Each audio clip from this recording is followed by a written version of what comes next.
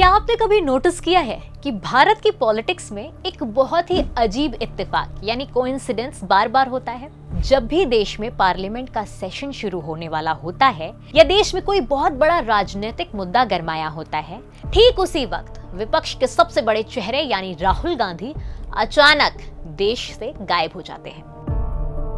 कभी वे पार्लियामेंट में अपने भाषण के समय वियतनाम में होते हैं और कभी कभी देश में कुछ मुद्दे जब चल रहे होते हैं तो वो ओमान में होते हैं। इतना ही नहीं, कभी कभी वे वापस आकर कहते हैं कि उनके पास सरकार के खिलाफ ऐसे सबूत है जो अर्थक्वेक ला देगा या एटम बॉम्ब की तरह ब्लास्ट करेगा। तो सवाल ये उठता है कि क्या ये सिर्फ नॉर्मल फॉरेन ट्रिप्स हैं या फिर इसके पीछे कोई गहरा इंस्टीट्यूशनल पैटर्न है। आज इन सभी मुद्दों को ध्यान में रखते हुए 2015 से लेकर 2026 तक के पूरे डेटा, पार्लियामेंट्री रिकॉर्ड्स, फंडिंग के सवालों और सॉलिड फैक्ट्स के साथ इस मिस्ट्री को हम डिकोड करेंगे। वीडियो को एंड तक जरूर देखिएगा क्योंकि आखिरी का डेटा आपको भी हैरान कर देगा। नमस्कार, मैं हूं आयुषी आपके साथ और आप देख रहे हैं नो द नेशन। अगर आपने अभी तक हमारे चैनल को सब्सक्राइब और लाइक नहीं किया है तो तुरंत कर लीजिए। चलिए शुरुआत करते हैं बिल्कुल रीसेंट डेटा से।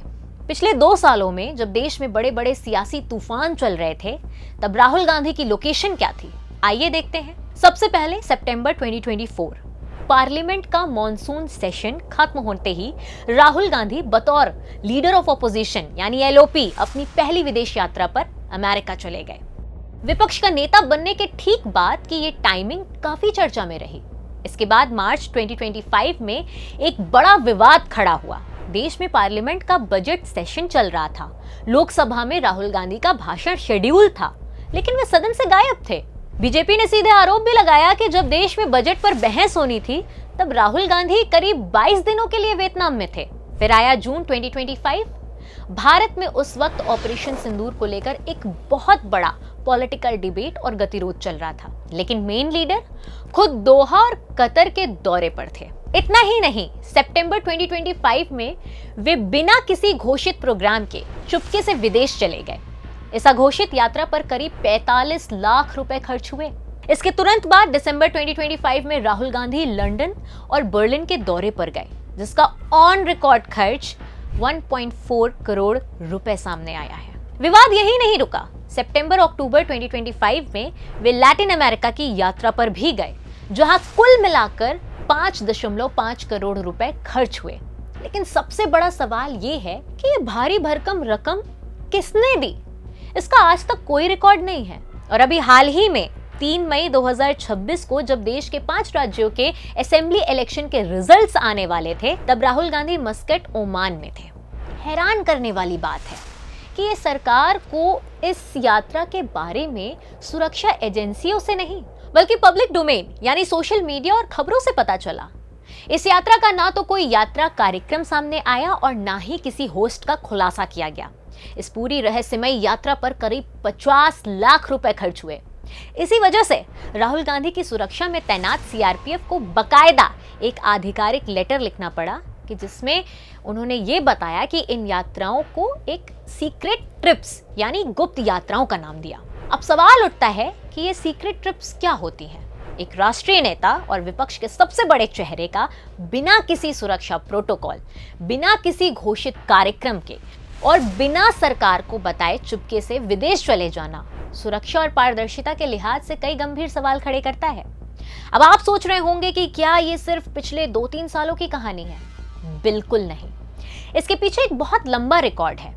जब 2019 में संसद के अंदर special protection group amendment bill पर बहस चल रही थी, तब गृह मंत्रालय ने ऑन रिकॉर्ड राहुल गांधी की फॉरेन ट्रिप्स का जो डेटा रखा वो आंखें खोलने वाला था। सरकारी रिकॉर्ड के मुताबिक 2015 से 2019 के बीच गांधी परिवार ने कुल 600 विदेश यात्राएं की, जिनमें से अकेले 247 ट्रिप्स राहुल गांधी की थी।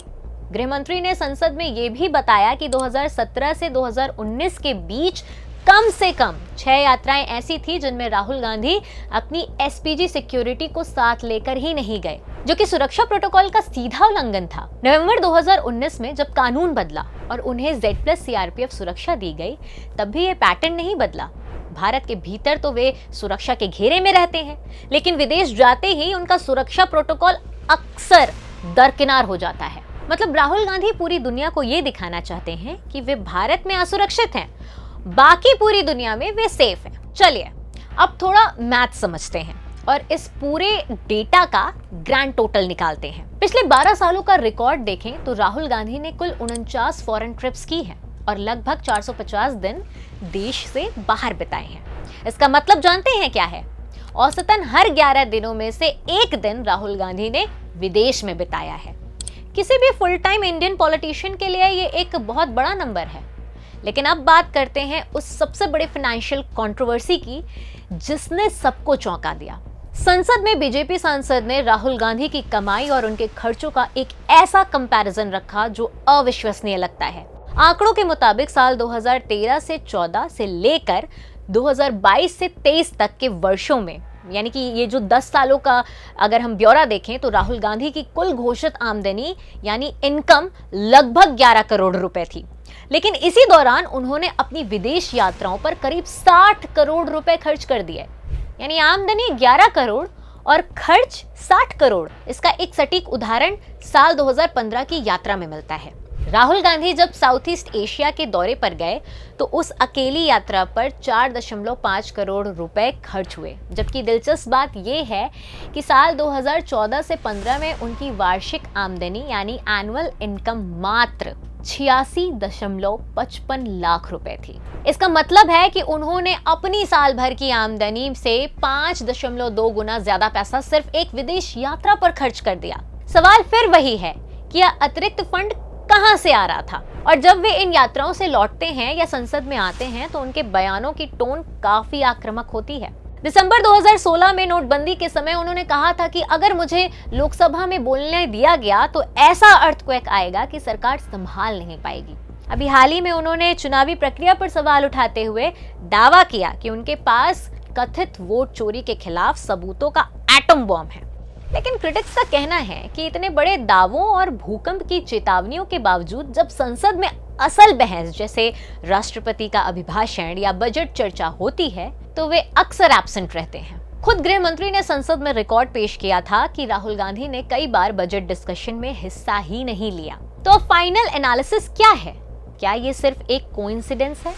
जब आप इन डॉट्स को कनेक्ट करेंगे तो आपको समझ आएगा कि ये कोई संयोग नहीं है बल्कि एक इंस्टीट्यूशनल पैटर्न लगता है। ये यात्राएं अक्सर किसी रैंडम टाइम पर नहीं बल्कि हमेशा भारत के पॉलिटिकल कैलेंडर के हिसाब से यानी कि क्रिटिकल मोमेंट्स पर होती है। चाहे वो बजट सत्र हो, स्टेट इलेक्शंस हो या कोई नेशनल सिक्योरिटी का क्राइसिस हो। इसके अलावा विदेश दौरों के दौरान वे जिन इंटरनेशनल थिंक टैंक्स, यूनिवर्सिटीज और ऑर्गेनाइजेशंस के साथ मिलते हैं उनका ट्रैक रिकॉर्ड हमेशा से भारत की चुनी हुई सरकार के प्रति बेहद क्रिटिकल और अपोजिंग रहा है। यही वजह है कि उनकी यात्राओं को सिर्फ पर्सनल वेकेशन नहीं माना जा सकता बल्कि इसके पीछे एक गहरी पॉलिटिकल और ग्लोबल नेटवर्किंग दिखाई देती है। राहुल गांधी की इन लगातार फॉरेन ट्रिप्स, उनकी टाइमिंग, अघोषित खर्चों और संसद से गायब रहने के इस पैटर्न पर आपकी क्या राय है? आपको क्या लगता है कि एक विपक्ष के नेता के तौर पर ये टाइमिंग सही है या फिर इसमें सरकार के आरोपों में दम है? अपनी राय कमेंट सेक्शन में हमें जरूर बताएं। तब तक के लिए जय हिंद।